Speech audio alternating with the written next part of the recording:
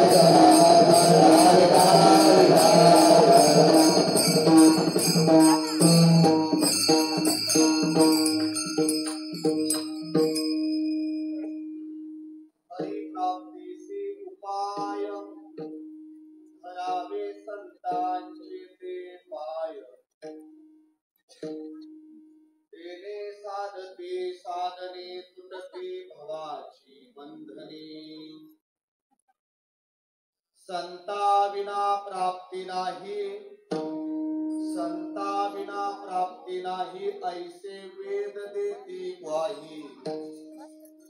तेने साधती साधने, तुटती भवाची बंधने।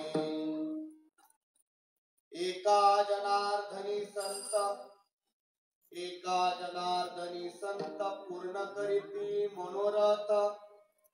तेने साधती साधने, तुटती भवाची बंधने। पांडुरंगा करो प्रथमान मन, पांडुरंगा करो प्रथमान मन, पांडुरंगा करो प्रथमान मन, पांडुरंगा करो प्रथमान मन। दुसरे चरण संन्यासिया, दुसरे चरण संन्यासिया,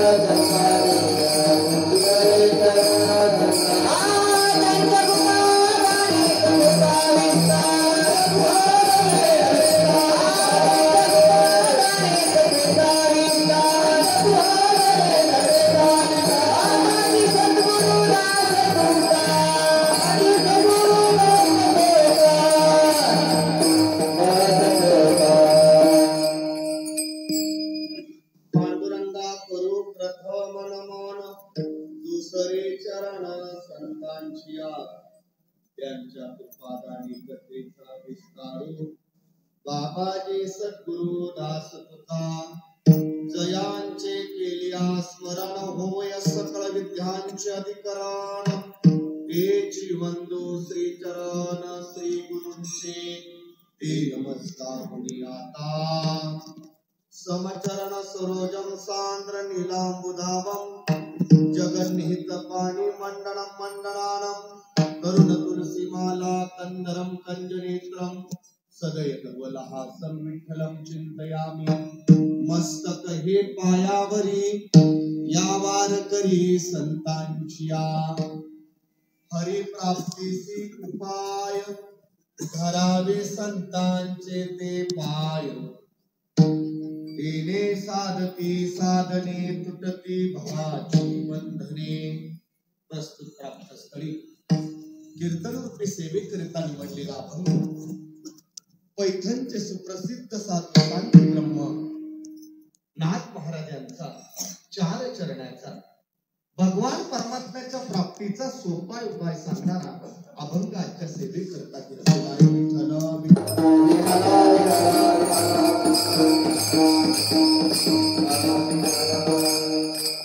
पवित्र अशा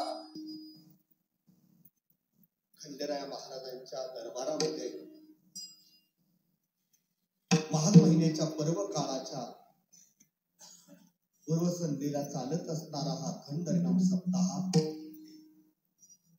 देवस्थान ट्रस्टच्या माध्यमातून 4थ्या दिवसाची कीर्तन रूपी सेवा आज माझ्याकडे आली आहे।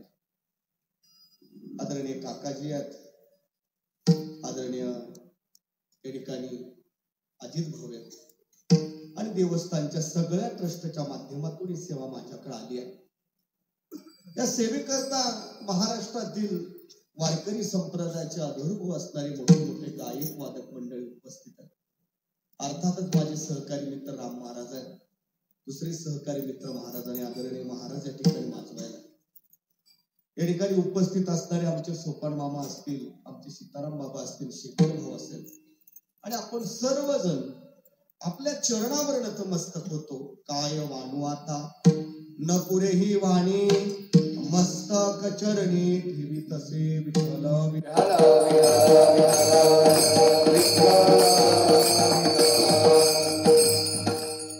भगवान खंडरायाच्या दरबारातील ही पवित्र सेवा आहे। या सेवेमधनं आज काय सांगावं? माघ शुद्ध दशमीचा हा पर्व काळ आहे। जगद्गुरु श्री तुकोबारायांच्या जीवनामधनं ज्या गुरूंनी अनुग्रह दिला तोच दिवस जगद्गुरु श्री तुकोबारायांचा। काल वसंत पंचमीचा महाराजांचा जन्म उत्सव आणि ह्याच पर्व काळामधनं आपल्या भगवान खंडरायाचा उत्सव आपण मोठ्या आनंदाने करतो। तसं जर पाहिलं तर 12ही महिने आपल्या भारतीय परंपरेमध्ये उत्सव आढळतात। अर्थातच काही सणवारही असतातच, पण विशिष्ट प्रकारचा पर्व काळामधनं केलेली साधना ही फलश्रुतीला जात असते. पहा, नित्य नैमित्तिक काम्य आणि प्रायचित्त या 4 कर्मापैकी रोज आपण नित्य कर्म करत असतो, रोज पूजा करतच असतो, याला नित्य कर्म म्हणावं. नैमित्तिक स्वरूपाचा कर्माचा विचार केला तर काहीतरी निमित्ताला धरून असणारा कर्म आहे. पण माघ शुद्ध दशमीच्या हा पर्व काळामध्ये मानवी जीवनाच्या उद्धाराचं कारण ठरलं गेलं. जगद्गुरु श्री तुकोबारायांच्या पारमार्थिक जीवनाचा विचार केला. तुकोबारा म्हटलं, मी जन्माला आलो तो माझा काळ, पण ज्या मध्यमाच्या प्रकारचा माझा 2-3 टप्प्यामधनं विचार केला तर माझ्या 3ही काळातला विचार केला. शेवटचा मी वैकुंठाला गेलो, माझा जन्म उत्सव झाला, पण त्या मध्यम काळामध्ये सद्गुरूंची कृपादृष्टी माझ्या जीवनामध्ये झाली आणि तो माझा काळ खऱ्या अर्थानं पारमार्थिक जीवनाच्या उच्च स्थितीला प्राप्त झाला. पहा, मानवी जीवनामध्ये आपण आंब्याच्या बगीच्यामधला जोपर्यंत वसंत ऋतूचं आगमन होत नाही तोपर्यंत त्या बगीच्याला फलधारणा होत नाही, फळं येत नाही. शेतकऱ्याच्या हातामध्ये 2-3 गोष्टी असतात. एक तर शेती सेंद्रिय पद्धतीने करायची की रासायनिक स्वरूपाची करायची, हे शेतकऱ्याच्या हातामध्ये असतं. शेतीला सेंद्रिय खत वापरायचं की रासायनिक खत वापरायचं हे शेतकऱ्यांच्या हातामध्ये असतं. पण त्या असणाऱ्या झाडाला फळं येणं हे तुमच्या आमच्या हातामध्ये येत नाही आहे. जेव्हा वसंत ऋतूचं आगमन होईल, चैत्र पालवी फुटतील, त्यावेळेला त्या बगीच्यामध्ये एकदा का वसंत ऋतूचं आगमन झालं की ती झाडाला फळधारणा होत असते. त्याप्रमाणे आपल्या जीवनामध्ये आपण पारमार्थिक जीवन फलश्रुतीला जावं असं वाटत असेल तर जगद्गुरु श्री तुकोबारा म्हणतात, माझ्या पारमार्थिक जीवनामध्ये मी जो पर्व काळ निवडला, माघ शुद्ध दशमी पाहुणी गुरुवार अंगीकार तुका म्हणे, त्या पर्व काळाचा हा दिवस आहे. आणि श्री सद्गुरूंची कृपा माझ्या जीवनामध्ये व्हावी आणि ती फलश्रुती माझ्या जीवनामध्ये प्राप्त होण्याकरता त्यांची कृपा आपल्या जीवनामध्ये लागते. श्री ज्ञानोबाराया म्हणतात, माझ्या जीवनामध्ये मी तरलो कधी ज्ञान देव मने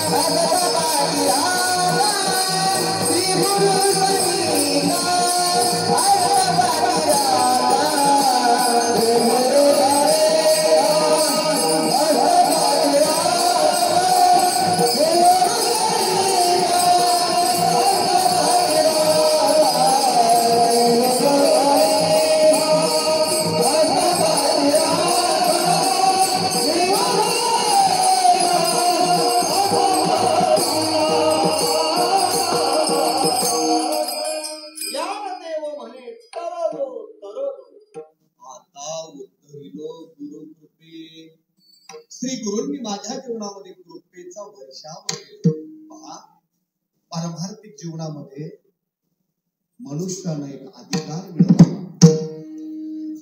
पारमार्थिक जीवनामध्ये तुम्हाला अधिकार प्राप्त नाही करीता आला तर थोर मोठ्यांचा आशीर्वाद प्राप्त करावा. परमार्थामध्ये जी गोष्ट अधिकारानं प्राप्त होत नाही ती गोष्ट मात्र थोर मोठ्यांच्या आशीर्वादानं प्राप्त होत असते. आणि म्हणूनच या माघ शुद्ध दशमीच्या या पर्व काळामध्ये आपण श्री गुरूंचं चिंतन करण्याकरता उपस्थित आहोत. पवित्र दरबार आहे. भगवान श्री दर्शनाचा लाभ कसा स्वरूपानं प्राप्त होईल हे नाथ महाराज अभंगामधलं प्रगट करतात. पहा, मानवी जीवन एक आगळ्या वेगळ्या स्वरूपाचं जीवन. या मानवी जीवनामध्ये तुम्ही किती सत्ताधीश झाला, किती श्रीमंत झाला,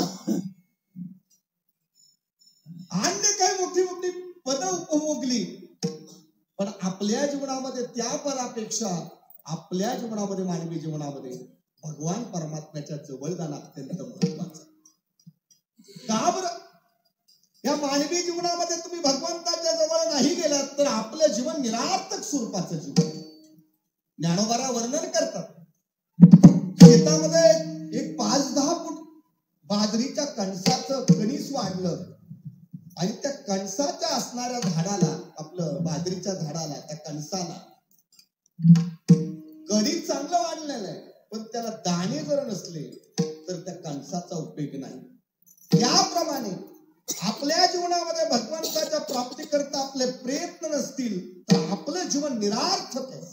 कणे बिन चोफटे कणसे लागलिया घनदाटे, काय करावी गोमटे ओस नगर. ज्याप्रमाणे त्या कणसांचं लगन नाही, पण त्या कणसांना धान्य नसतं, त्याच्यात दाणे नसतील, त्याप्रमाणे आपलं जीवन निरार्थक आहे. माऊली त्या ठिकाणी थांबले नाहीत. माऊली म्हणतात साबराचं झाड आहे, पण त्या साबराच्या झाडाला फळधारणा न होणं हे देखील निरार्थक आहे. सज्जन, या ठिकाणी माऊली कुठेतरी शेळी चारायला गेले असतील. काय उपजताच ज्ञान हे वर्म जाणून आले लोटांगणी चांग देव. श्री ज्ञानोबारांचं जीवन असं आहे.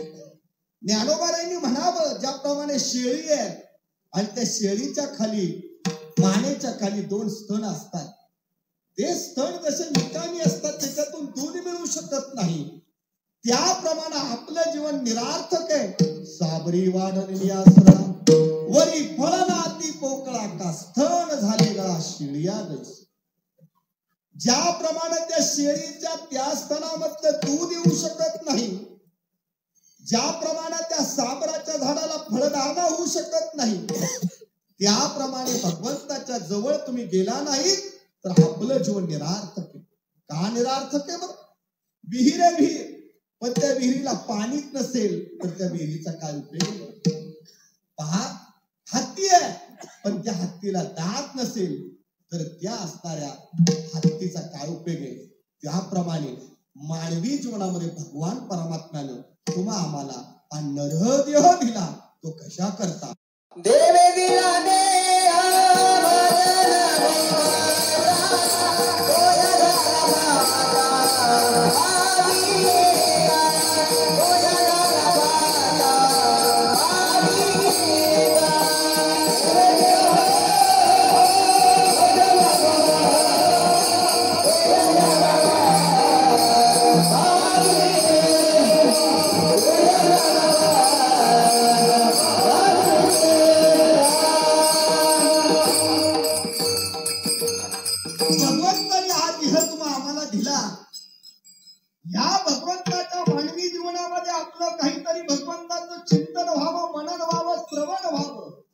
याच्याकरिता आपल्याला देह प्राप्त झाला, मिळाला.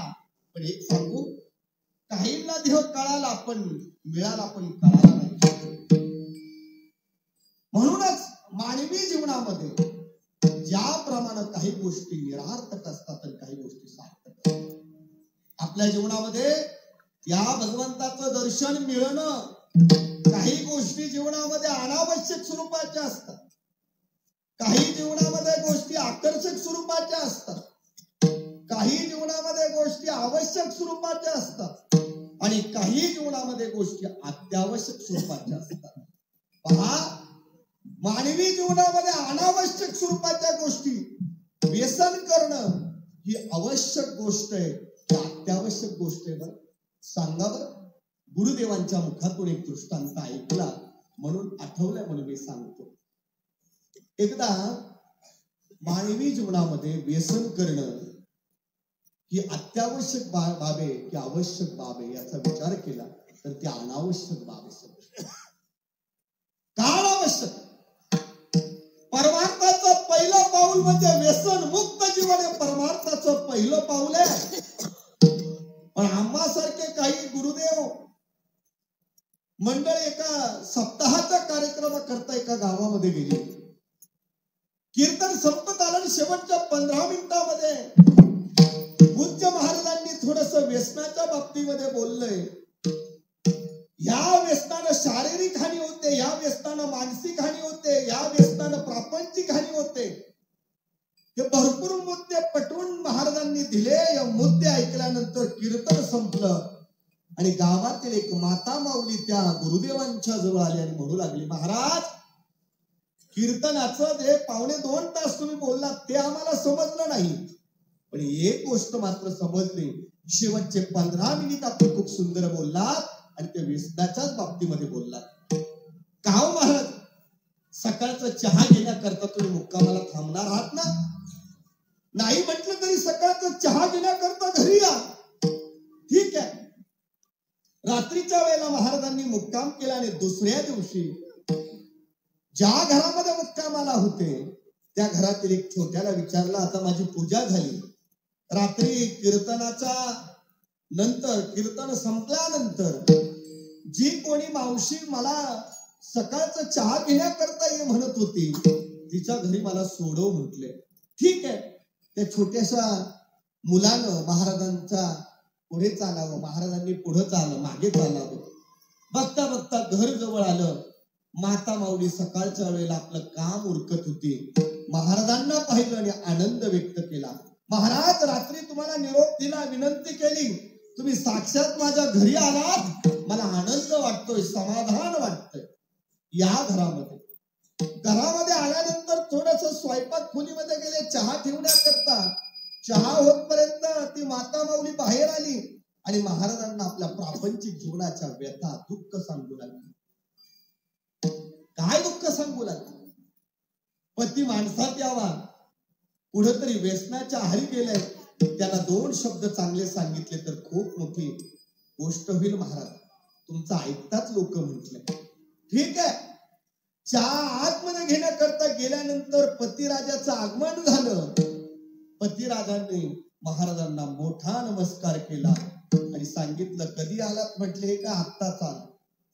चहा होतपर्यंत त्या पतिराजानं महाराजांनी त्याला उपदेश करायला सुरुवात केली.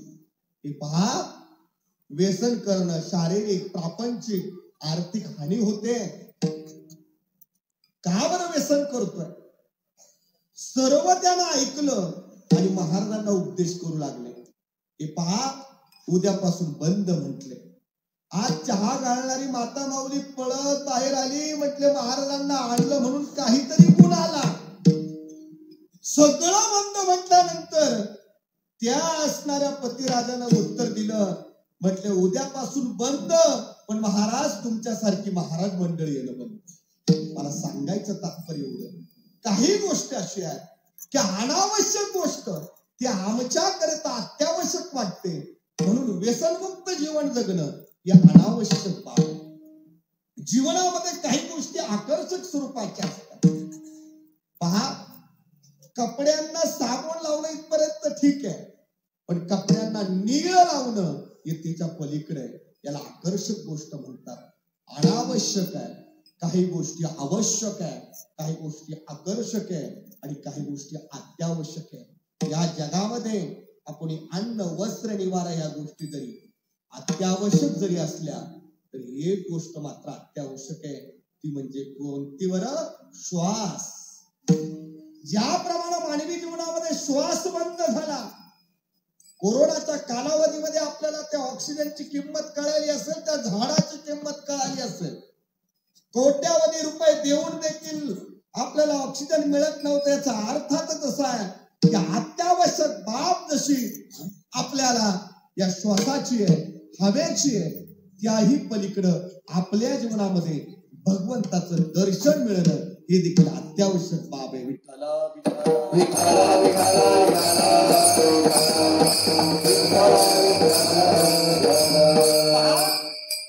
ज्याच्यासाठी आपण सर्व करतो, हे मिळेल ते मिळेल, याच्यासाठी आपण सर्व करतो. अर्थातच प्रापंचिक जीवनामध्ये सर्व करतो.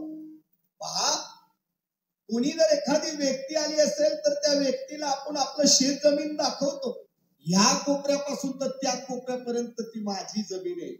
पण ती जमीन म्हणते पंजोबाला मार्गी लावलं, खापोर पंजोबाला मार्गी लावलं, बापाला मार्गी लावलं, तरी तू म्हणतो माझीच आहे.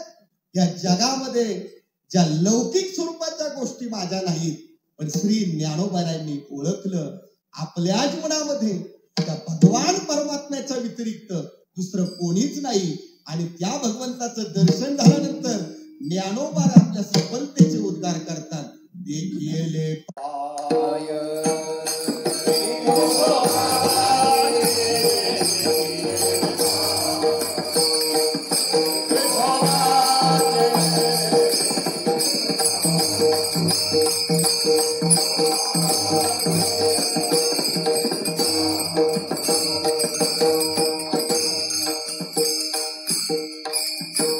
पाय संसार सुपर झाला गे माई, देखिले पाय विठोबाचे, तो मज भावा वेळोवेळा भावा पांडुरंग.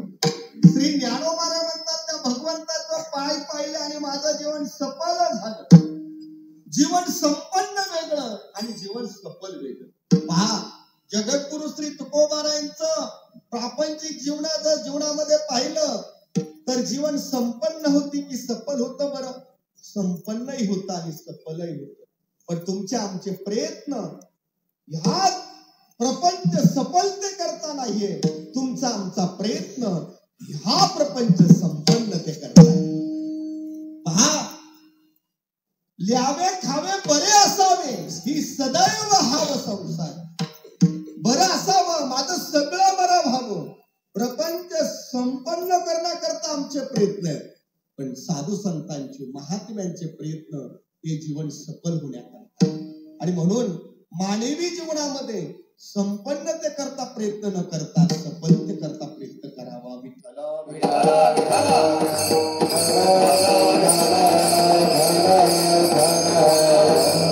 गुरुदेवांच्या मुखातून एक दोन गोष्टी मी ऐकल्या तुम्हाला सांगतो. या मानवी जीवनामध्ये संपन्नते करता कितीही प्रयत्न केले पण पदरामध्ये आपल्याला समाधान प्राप्त होत नाही. एकाला डोंगराच्या कडेला थोडस जमीन सपाटीकरणाचं काम चालू आहे. शेतकरी आहे, मोठा आहे, संपन्नवान आहे. काम चालता चालता एक सोन्याची मूर्ती गणपती बाप्पाची सापडली. राम महाराज मूर्ती सापडल्यानंतर चांगली सोन्याची मूर्ती शेतामध्ये सापडली. त्याला आनंद व्हायला पाहिजे पण आनंद झाला नाही. गावातील लोक त्या शेताकडे पाहण्याकरता आले. चला म्हटले, त्या शेतामध्ये काम करणाऱ्या त्या शेतकऱ्याच्या शेतामध्ये एक सोन्याची मूर्ती सापडली आहे. आपण सर्वजण पाहण्याकरता जाऊ. गाव पाहण्याकरता मूर्ती गणेश महाराज आले. पण ज्याच्या शेतात सापडले त्याच तपासलं. लोक म्हटले, शोधा, कुठे गेला, शोधा त्याला. शोधण्याचा प्रयत्न केला पण तो सापडला नाही. तो दुसऱ्याच्या शेतात एक बाबळीच्या झाडाखाली बसला होता. सगळ्या ग्रामस्थांनी, तरुण मंडळींनी जे मूर्ती पाहण्याकरता आले त्या सर्वांनी तिच्या जवळ गेले. विचारू लागले, का रे बाबा, शेतामध्ये मूर्ती सापडली, ती पण सोन्याची सापडली, मग तू डोक्याला हात लावून का बसलास नाही? काय कारण आहे? म्हटलं, दुसरं तिसरं काही कारण नाही, एकच कारण आहे. त्या मूर्तीच्या पाठीमागे काय लिहिलंय ते एकदा पाहून या. एक तरुण घाई गडबडीत पळत त्या मूर्तीच्या जवळ गेला. मूर्तीच्या जवळ गेल्यानंतर त्या मूर्तीला पाहिलं आणि मूर्तीच्या पाठीमागे काय लिहिलंय हे पाहून आला. पाहिलेली त्या गणपती बाप्पाच्या मागे पाहिलेली ते लिहिलं ते पाहिलं आणि पुन्हा त्या तरुणाच्या जवळ आला. तरुणाच्या जवळ आल्यानंतर त्या तरुणानं त्या तरुणाला विचारलं, का रे बाबा, पाहिलंस काय लिहिलंय ते? म्हटलं, दुसरं तिसरं काय नाही लिहिलं मी, त्याच्यावरती एकच लिहिलंय, ही मूर्ती 8वी आहे. मूर्ती 8वी आहे. मी मागण्यापासून जे दुःख होण्याचं माझं कारण असं आहे की या मागच्या 7 दुःख आहेत याचा विचार करतोय. एक प्राप्त व्हावी हे संसाराची सफलता कधीच नाही. संसार संपन्नते करता प्रयत्न आहे, मात्र पदरामध्ये दुःख आहे. गुरुदेवांच्या मुखातनं एक वाक्य ऐकलं, म्हणलं शेखर महाराज पूर्वी तेली लोकांकडे घाण्या बैल असायची. गुरुवरे बाबा नेहमी सांगतात दृष्टांत चव्हाण महाराज की म्हटले त्या असणाऱ्या घाण्याला बैल दुखले जायचे आणि तो बैलाच्या पुढे हिरवा चारा मानला जायचा आणि हिरवा चारा भंबावे पशु, त्या हिरव्या चाऱ्याला तो पशु भंबवायचा. मला आज मिळेल, उद्या मिळेल, असं करता करता करता दिवसभर काय करायचं, त्या गाण्याला कोण, बैल, तो चालायचा. त्याप्रमाणे आमचे आयुष्य जातात, पण पदरामध्ये काही सुख मिळत नाही. सर्व सुखाची आशा जन्म गेला, क्षण एक मुक्ती यत्न नाही केला. सुख पाताच्या बापारे दुःख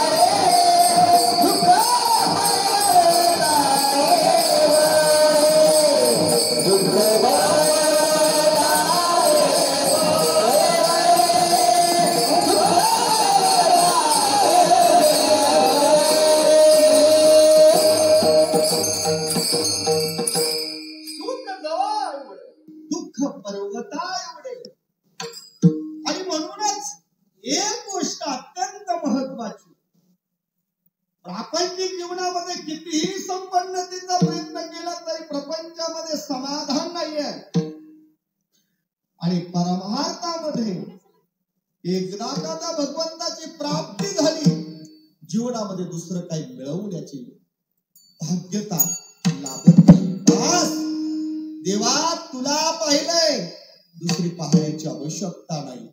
सूरदास दोन्ही डोळ्यांनी आंधळे असणाऱ्या सूरदासांना भगवान परमात्मा प्रसन्न झाले आणि भगवंताला प्रसन्न झाल्यानंतर भक्ताच्या विषयी दया अंतःकरणामध्ये आली. हे सूरदासा, हे बघ तुला काहीतरी देण्याची इच्छा आहे. तेव्हा काय द्यायचं मी तुला हृदयामध्ये साठवलंय, दुसरं काय मागण्याची इच्छा आहे? नाही रे सूरदासा, तुला काहीतरी देण्याची इच्छा आहे. काय देणार आहे सूरदास? देवा मला काय नकोय, तुला मी हृदयामध्ये साठवले. पहा, जे सतत मागतात ना त्याला जीव म्हणावं, ते कधीच मागत नाही त्याला संत म्हणावं, आणि न मागता देतात त्याला देव म्हणावं. आम्ही सतत मागत असतो, पण आमच्याकडे कधी काय मिळत नाही. संत मात्र कधीच मागत नाही. आम्हा मागणे काय अनुचित, वडिलांची रीत जाणत असे. काही मागणं म्हणजे प्रापंचिक विषय मागणं हे अनुचित मागणं आहे आणि परमार्थाची मागणी हे उचित मागणं आहे. पहा, सूरदासांना भगवंत प्रसन्न झाले आणि सूरदासांना विनंती करू लागले, हे सूरदासा, तुला मला डोळे देण्याची इच्छा आहे. देवा तुला मी हृदयामध्ये साठवलंय रे, काय मागतोस? नाही, द्यायची इच्छा आहे. सूरदासांनी सांगितल्यानंतर भगवान परमात्म्याला द्यावंसं वाटलं. नको नको म्हणता सूरदासांना डोळे दिले. आंधळे असणाऱ्या सूरदासांना डोळे मिळाले आणि सूरदासांनी डोळे उघडले. सुंदर रूप त्या भगवंताचं पाहिले. राजसुकुमार मदनाचा पुतळा रवी शशिकळा लोपलिया. भगवंताचं रूप पाहिलं आणि रूप पाहिल्यानंतर सूरदासांनी भगवंताला मागणं मागितलं. देवा आता तुझ्याकडे काही मागणं मागायचंय. अरे मगाशी मी देत होतो तर घेत नव्हता, आता काय मागणं मागतोस? नाही देवा, मागायचंय. माग, काय मागायचंय? मनसी काही मागा, मनसी काही मागा, मनसी काही मागा, मनसी काही मागा, मनसी काही मागा, मनसी काही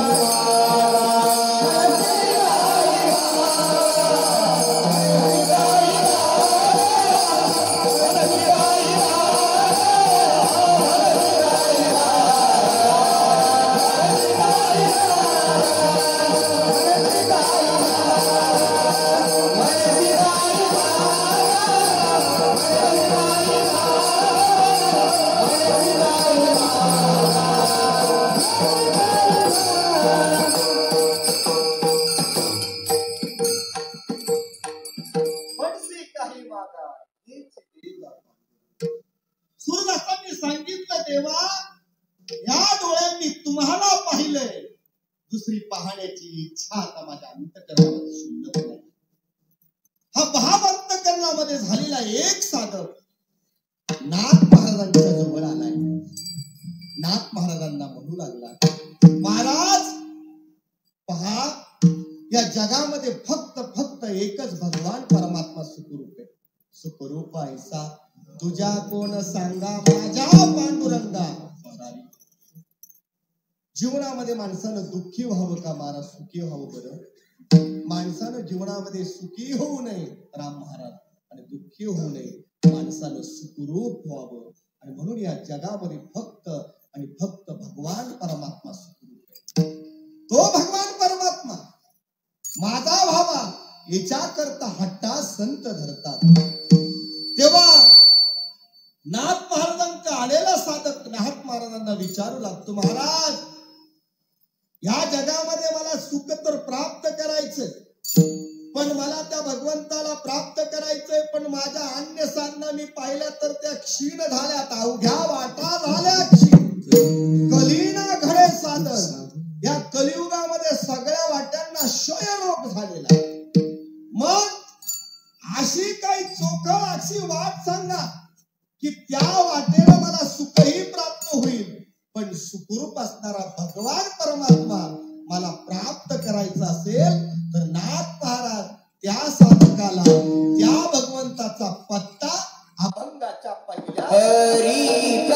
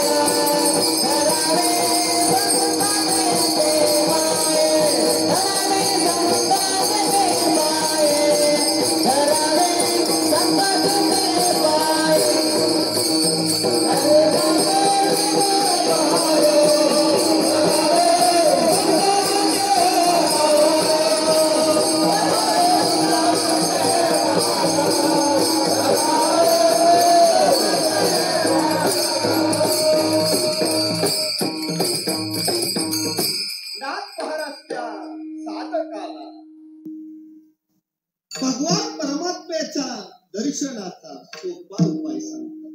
पहा, या जगामध्ये ज्ञान सांगत असताना ज्याचा अधिकार आहे त्याला ते ज्ञान सांगावं. हा उपदेश नाथ महाराजांनी केला असेल तो जो देव मानणाऱ्यांना उपदेश केलाय, न मानणाऱ्यांना उपदेश नाहीये.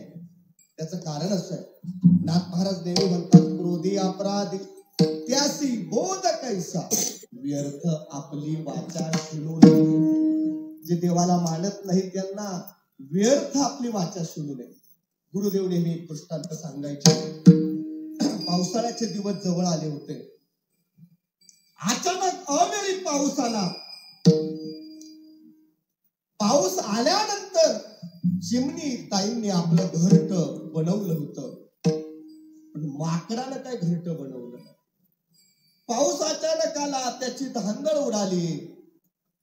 या फांदीवर न त्या फांदीवर गारटला. पाऊस थांबला आणि चिमणीनं सहज उपदेश केला. हात दिया, पाय दिया, नर ऐसे काया, तूने घरटा क्यों न बनाया.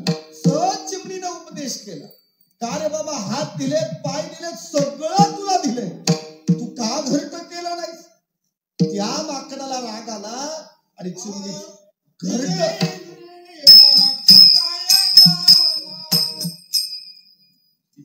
विषय थोडा विठ्ठल.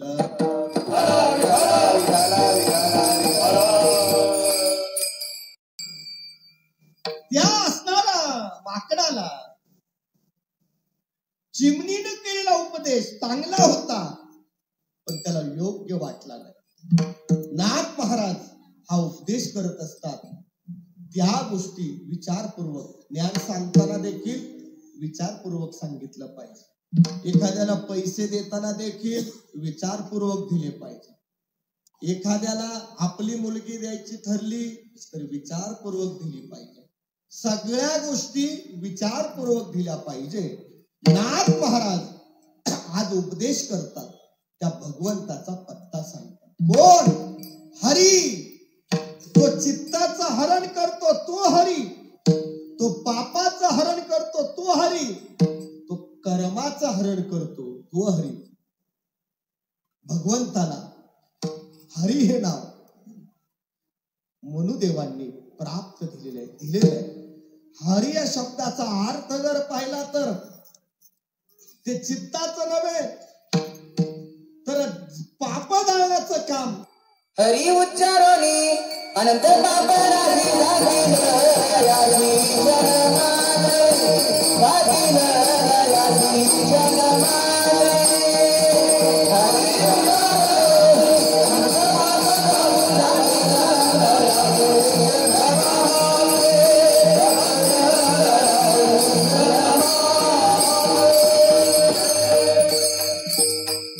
हरी उच्चारणी अनंत पापराशी जातील लयाशी क्षणमात्र. एका क्षणामध्ये अनंत जन्माची पाप जाण्याची शक्ती त्या भगवंताच्या नामामध्ये. पहा, हा देह आपल्याला मिळाला तर भगवान परमात्म्याने तुम्हाला दिलाय. औट हात का मानव देह अल्लाहने दिले. त्या भगवंतानं देह दिला. एखाद्याचा 1000 रुपये आपण घेतले.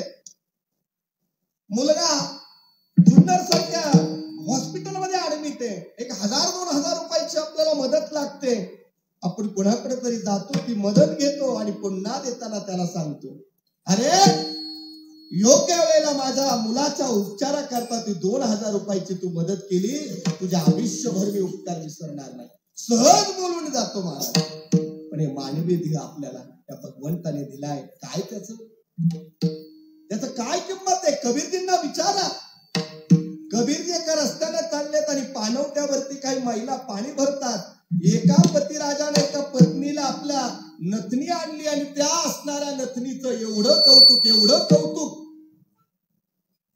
ती महिला करू लागली. आणि कबीरजी रस्त्याने चालताना सहज म्हटले, नथनी दी जिस यार ने उसको स्मरे बार बार, लेकिन नाक दिया जिस यार ने उसको भूल गई ना. नथनी दिली म्हणून एवढं कौतुक, पण नाक दिले त्याचं काय? हा मानवी देह तुम्हा आम्हाला दिला त्या भगवंतानं दिला. आणि म्हणूनच या मानवी जीवनामध्ये असंख्य पाप जळण्याची शक्ती त्या भगवंताच्या नामस्मरणामध्ये. आजा मिळालं सहज नारायण म्हणावं, आपल्या मुलांचं कौतुक करावं आणि विष्णुदूत आणि यमदूतांमधनं कुणाला न्यावं अशी शंका उपस्थित आहे. वाल्याचा वाल्मिक हो म्हणतात राम राम, म्हणता आलं नाही पण तरी देखील मरा मरा म्हणावं. आणि केले रामायण रामाधी या भगवंताच्या नामस्मरणाची ताकद.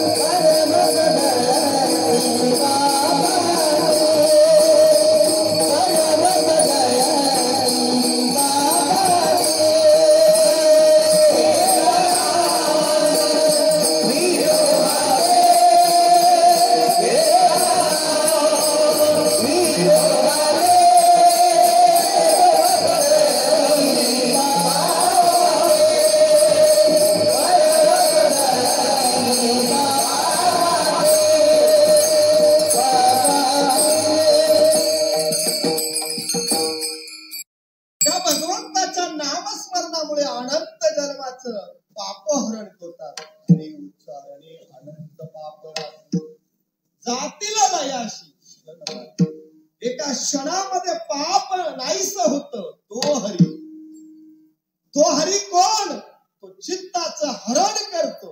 हरिले हरिले माझे चिंतन भारवित्त विसरले.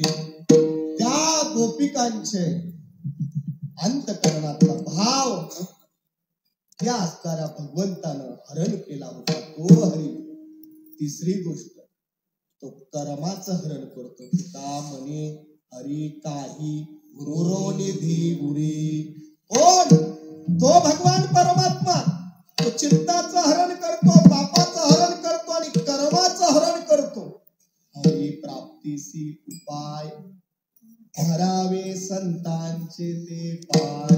कोण? त्या भगवंताचा पाय धरायचं नाही, पहिलं संतांकडे जावं लागतं. त्या भगवंताच्या दर्शनाकरता आपल्याला संतांकडे यावं लागेल. आणि म्हणून या भारत भूमीमध्ये काही प्रांतामध्ये देवभूमी आढळते, पण महाराष्ट्राच्या प्रांतामध्ये ही भूमी संतांची भूमी आहे. त्या भगवंताचं दर्शन घ्यायचं असेल, रामायण असेल, महाभारत असेल, याच्यामध्ये विविध प्रकारचे पुराण काळामध्ये दृष्टांत आढळतात. पहा, 14 वर्ष वनवासामध्ये असणाऱ्या प्रभू रामचंद्रांना जेव्हा हनुमंतरायांची भेट झाली, हनुमंतराया प्रभूंना घेऊन चालले. नल असेल, अंगद असेल, सुग्रीव असेल, या सगळ्यांचा परिचय प्रभूंशी नव्हता. पण हनुमंतरायानं प्रभूंचा परिचय करून दिला. वानर सेना हे जीव आहे, हनुमंतराय आहे, संत आहे, आणि प्रभू रामचंद्र पुणे देव आहे. पण भेट त्यांची भेट नाही महाराज. म्हणून आपण नेहमी म्हणत असतो, महाराष्ट्र ही संत भूमी आहे, हिमालय देवभूमी, अयोध्या वैराग्य भूमी, वृंदावन प्रेमभूमी, नर्मदा मैयाचा तट ही तपभूमी. महाराष्ट्रात तुम्ही आलात तर महाराष्ट्र संत भूमी. विठ्ठल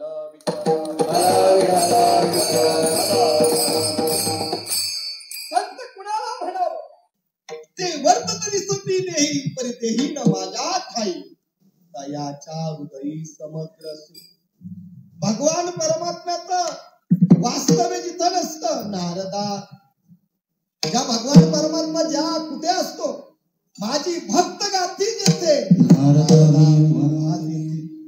संत ज्या ठिकाणी भगवंताचं स्मरण करतात, चिंतन करतात, मनन करतात, त्या ठिकाणी भगवंताचं संत भर पंढरी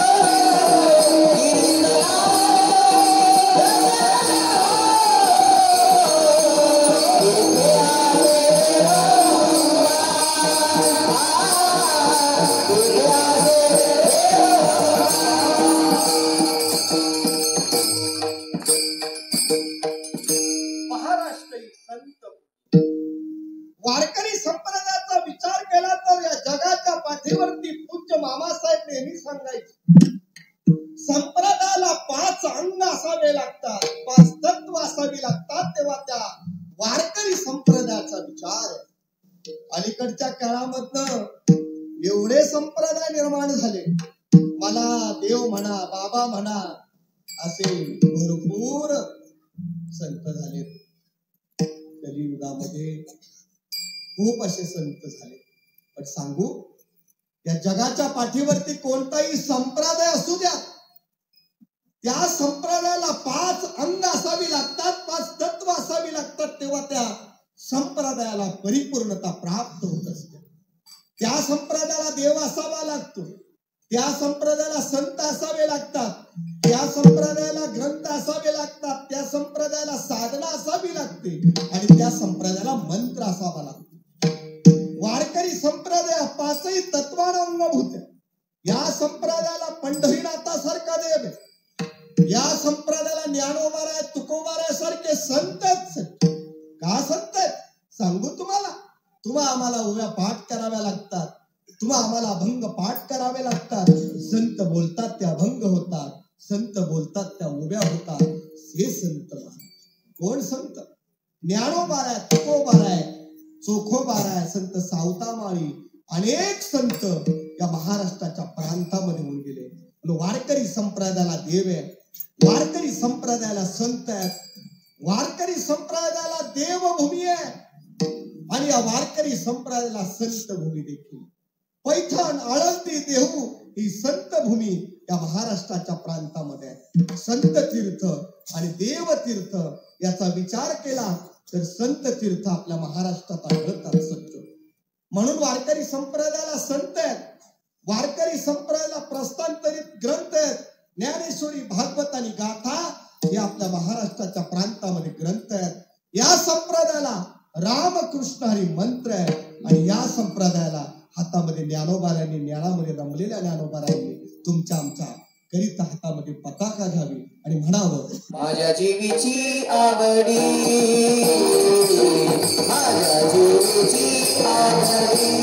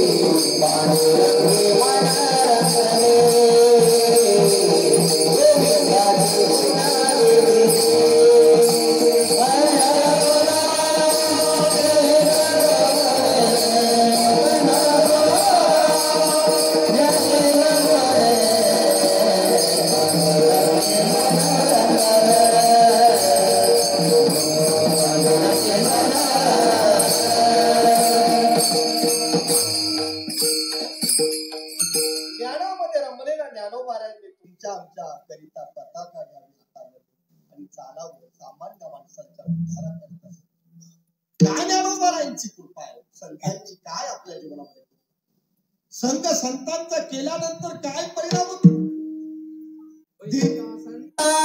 संगती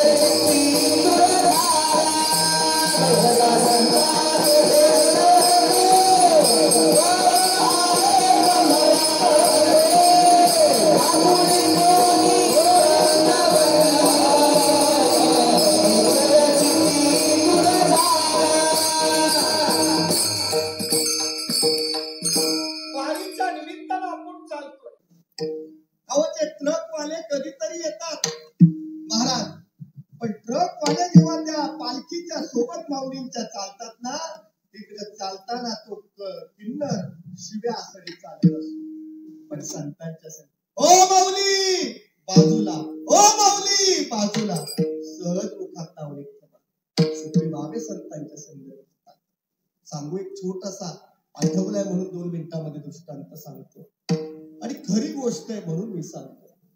आपल्या ज्ञानोबारायांच्या पालखीच्या बरोबर हजारो शेकडो असणाऱ्या पालख्यांच्या दिंड्या चालतात, नंबर असतात त्या दिंड्यांना.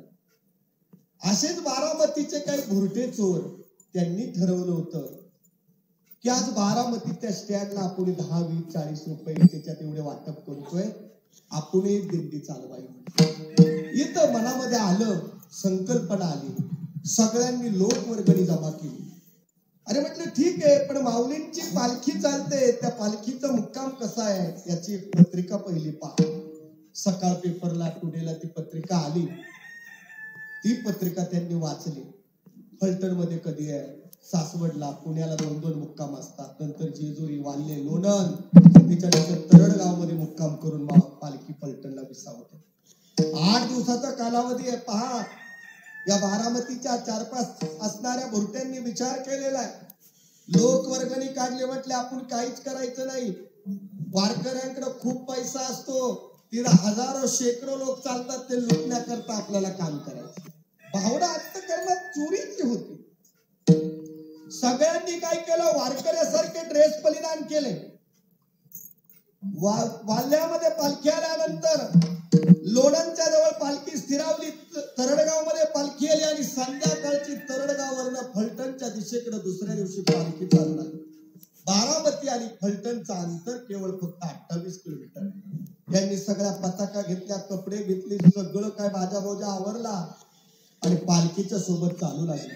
पण पालखीमध्ये गंमत तशी आहे, राम महाराजांना माहिती असेल, पालखीच्या पुढे क्रमांकामध्ये कुणाला दखल देत नाही.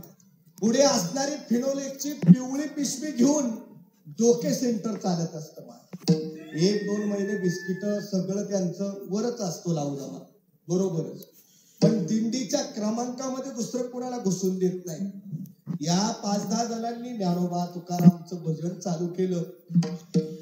फलटणच्या जवळ पेट्रोल पंपाच्या जवळ आपले 10-20 जण बसली. पालख्याच्या दिंडी क्रमांक पुढे पुढे चालले. सूर्य अस्ताला जात होता आणि अशा वेळेला लोणंद पासनं लोक वारकऱ्यांचा पाहुणचार चांगला करतात, पाहुणचार चांगला करतात ही गोष्ट लक्षामध्ये आली. आणि त्या असणाऱ्या एका फलटणच्या पोलीस अधिकाऱ्याची एक पत्नी धार्मिक होती. तिने त्या पोलीस अधिकाऱ्याला आपल्या असणाऱ्या पतिराजाला फोन केला, अहो एक 5-10 वारकरी आपल्या घरी जेवण करायला घेऊन या, वर्षातनं एकदा पालखी येते, काहीतरी पाहुणचार होऊ द्या त्यांचा. अगं जरा लवकर सांगायचं ना, पालख्या पुढे निघून गेल्या, दिंड्या पुढे निघून गेल्या, सगळ्या पालख्या निघून गेल्या, सूर्य अस्ताला जात होती. 5-6 विठ्ठल, पांडुरंग, ज्ञानोबारांचं भजन करत चालली होती. पोलीस अधिकाऱ्याच्या लक्षामध्ये आलं, ही 5-10 वारकरी भेटले, ठेव कोण, मी घेऊन येतोय. आपल्या जवळ असणाऱ्या शिपायाला सांगितलं दरवाजा उघड, आणि पोलीस अधिकाऱ्याने विनंती केली, म्हटले बसा या गाडीमध्ये. बसा म्हटल्यानंतर प्रत्येक जण प्रत्येकाला बोलू लागला, तुला सांगत होतो ना मी, तो उद्योग का केला, सांगत होतो ना. आता पोलीस स्टेशन मध्ये काय आपली वरात निघाली, पण महाराज ती वरात त्यांच्या घरी या सगळ्यांना घेऊन गेली. गाडीमधलं उतरवली तर पत्नीनं ताट पुढं केलं आणि त्या असणाऱ्या 6-7 वारकऱ्यांना वाळलं. महाराज पाणी पायावरती टाकलं आणि पंचपक्वान गुलाबजामची पंगत सगळ्यांना.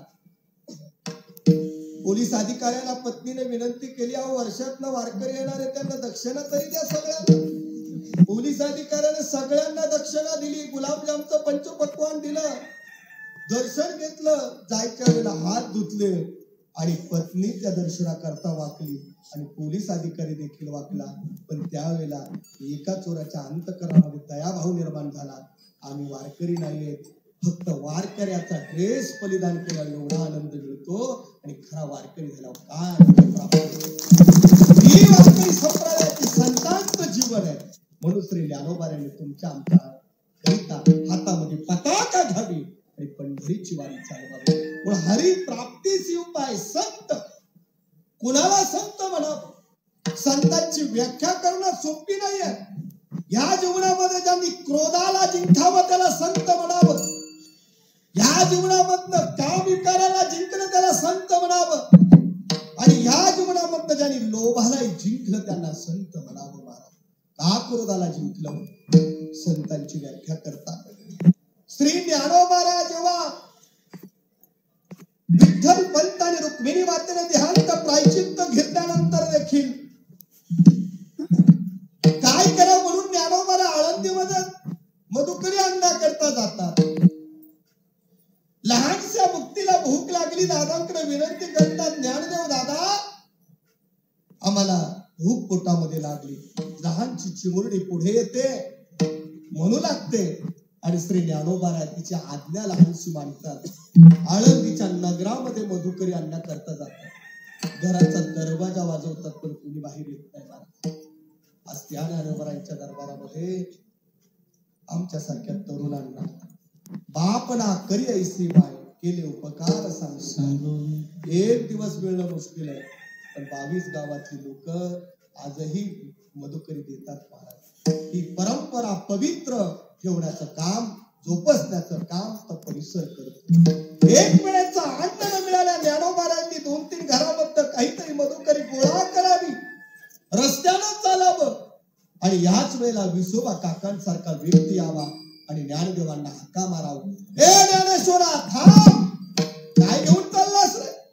म्हटले काका दुसरं तिसरं काय घेऊन चाललो नाही, लहानशी चिमुरडी भुकवली आहे तिच्या करता थोडीशी भाजी भाकर घेऊन चाललं. हे करत्या, कुणी अधिकार दिला रे तुम्हाला मधुकरी मागण्याचा? संन्यासाच्या कारखान्यात जुळी हातामध्ये घेतली आणि खाली मातीमध्ये लोळवली. जा म्हटलं. लहानच चिमुरड श्री मुक्ताई करता आपला भाऊ श्री ज्ञानोबारा मधुकरी घेऊन चालणारा हा चिमुरडा पळत पळत पुढे गेला. अंतःमनात क्रोध निर्माण झाला, ताटी लावून बसला. पण त्याच वेळेला ताटीवरती भाजलेली मांडे विसोबाकेचं दृश्य पाहत होता आणि तेच असणारे विसोबाकेचांना विसोबा काकांना हाक मारावी. विसोबा काका या, तुम्ही देखील पुरणपोळी खा.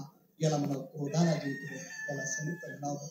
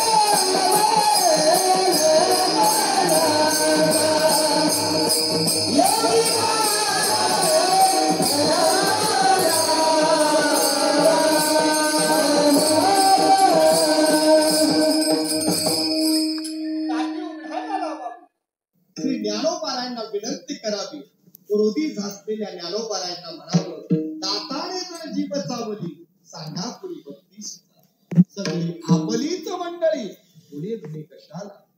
हे शब्द संतांनी क्रोधाला जिंकावं, अंबाजी मानव मारावं तुकाराम महाराजांना, खूप मारावं खूप मारावं. आणि संध्याकाळच्या वेळेला देहूच्या पांडुरंगाच्या मंदिरामध्ये कीर्तनासाठी मंबाजी बाबा दिसू नये, त्याच्या घरी जावं आणि सांगावं, का रे मंबाजी, मला मारल्यानंतर तुझ्या हात पाय दुखत असतील ना, ते दाबण्याकरता आलोय मी, कीर्तनाला का आला नाहीस म्हणून विचारण्याकरता आलोय. संत क्रोधाला जिंकतात महाराज आणि संत कामाला जिंकतात. काम जिंकणं सोपं आहे, जाय तो मातेनं करी सायास म्हणावं. जगद्गुरु श्री तुकोबरांनी 60,000 वर्ष तपस्या करणाऱ्या विश्वमित्राला ते जमलं नाही. ते काम जिंकण्याचं काम संतांनी आपल्या जीवनात. या महाराष्ट्राचा राजा आहे, त्यांच्या समोर आदर्श होते तुकोबाराय. आदर्श कुणा असावं? छत्रपती शिवाजी राजांच्या जवळ आदर्श होते तुकोबाराया.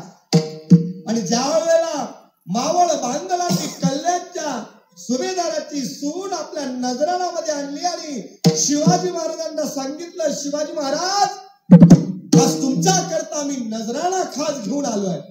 काय नजराणा आणलाय दाखवा. लावण्य सुंदर स्त्री छत्रपतींच्या समोर उभी करावी. आणि त्यावेळेला बांधल मावळ्यांनी सांगावं, राज तुमच्या करता हा नजराणा आणलाय.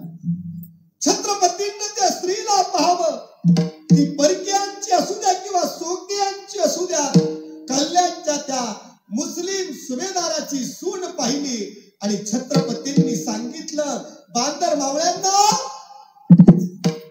ही आपल्या देवघरातील आई आहे, तिला खणनाची ओटी भरून पाठवा.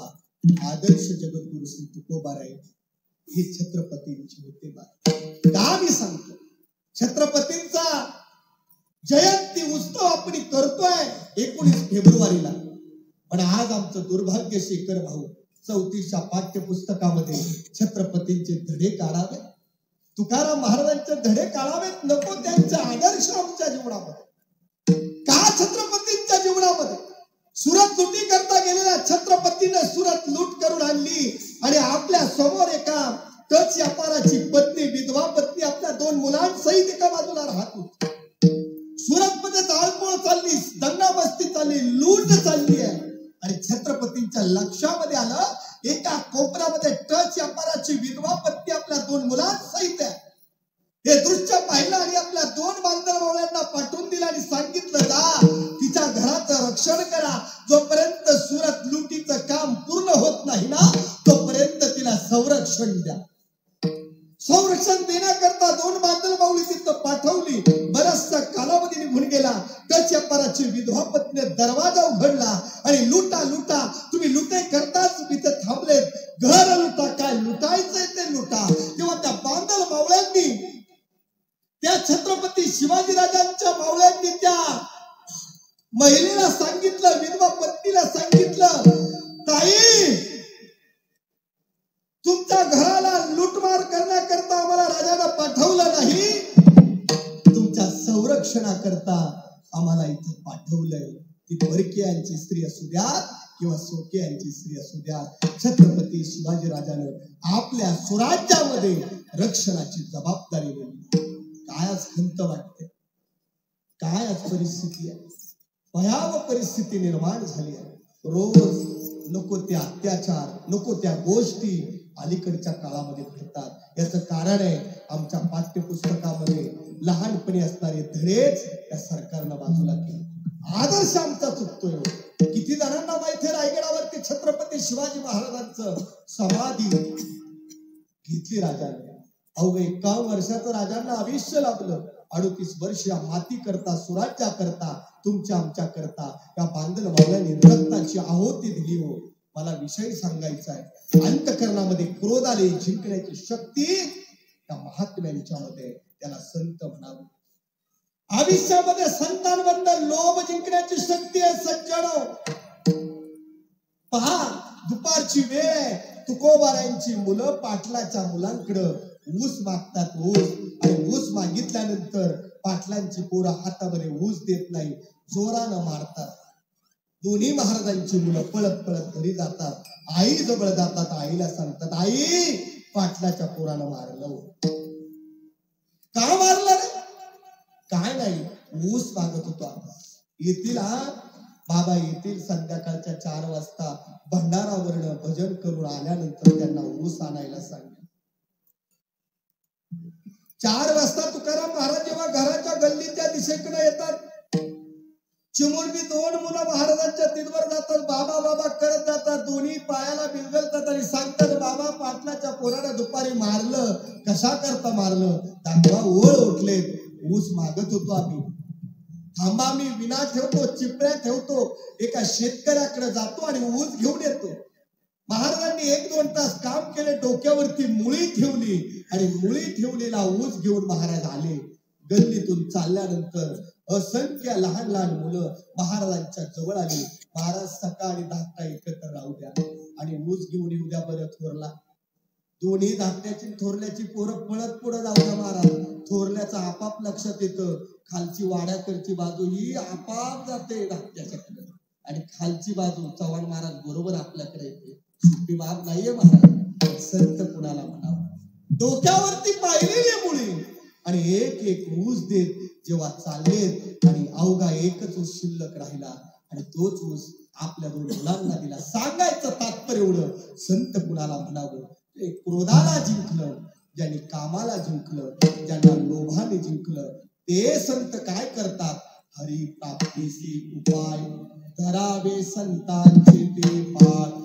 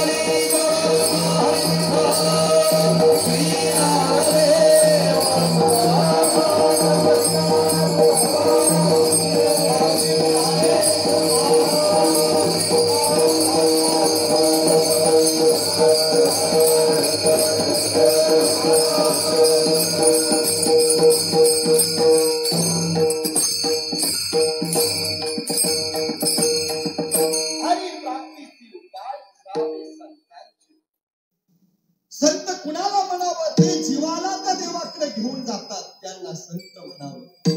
गुरुदेवांच्या मुखातून एक दृष्टांत ऐकलाय. नित्य सांगेल आणि सेवा आटोप तिकडे जाईल. सूर्यास्ताला जातोय. एक साधू महात्मा प्रदक्षिणे करता निघाले. बऱ्याच एक महिन्यापासून प्रदक्षिणा चालली नर्मदा मैयाची परिक्रमा. जेव्हा काही साधक मंडळी करतात तेव्हा तो आनंद असतो. आमच्या राम महाराज निघाले होते, पण काय होतं, चातुर्मास गायन सगळं काही चालतं. एकदा माणसाचं साधकीय वृत्ती असावी. ते जीवन महाराजांच्या पूज्यरूप महाराजांच्या कंठकरणामध्ये भाव घेऊन करावा. त्या महाराजांनी प्रदक्षिणेकरिता निघाले. सूर्य अस्ताला तर मावळतेला जातोय. पुढं घनदाट जंगल पाहिलंय. पुढे जावं तर हिंच पशुपक्षी प्राण्यांपासून भीती आहे. तसं जावं पुढं आणि मागे जावं तर अंधार झालेला आहे. पुढं तरी घर आसरा शोधला पाहिजे, निवारा शोधला पाहिजे. म्हणून त्या घनदाट जंगलामध्ये एक एकाची अशी छोटीशी झोपडी दिसली आणि त्या झोपडीच्या आशेनं निवाराच्या आशेनं तो महात्मा तिथपर्यंत पोहोचला. तिथपर्यंत थांबला. ओ आहे का कुणी घरामध्ये? सहज त्या गरीबाच्या घरामधलं दरवाजा उघडला. गरीबाच्या घरी आलं आणि श्रीमंताच्या घरी जाण्यामध्ये भरपूर फरक आहे. सोपान बाबा, श्रीमंताच्या घरी जायचं तर पहिलीच पाटी लिहिली असते, विचारल्याशिवाय आज प्रवेश करू. दुसरी पाटी पुन्हा लिहिलेली असते, कुत्र्यापासून सावध. बरं कोण श्रीमंत कोण गरीब याचं कळत नाही. कोरोना काळात एकही भिकारी मेला नाही. दाखव ना महाराज. आमच्या तेव्हा शेखर महाराजांना माहितीये कातवण्याचे झोपडे. अहो कायचा कोरोना त्यांना काय काय होती गरीब. तुम्ही सांगा, श्रीमंताची व्याख्या करत असताना कोट्यात रुपयाचा बंगला आहे पण 12 वाजेपर्यंत झोप नाही, पैशाची थैली पडली. पण तोच जेव्हा खिडकीतनं बाहेर डोकावतो, सारख्या रस्त्याला 24 तास गाड्या चालू आहे आणि त्या रस्त्याच्या कोपऱ्याला पाल ठोकून बसला. उद्याची खायची चिंता आहे पण निवांत झोपतो. नक्की श्रीमंत कोण?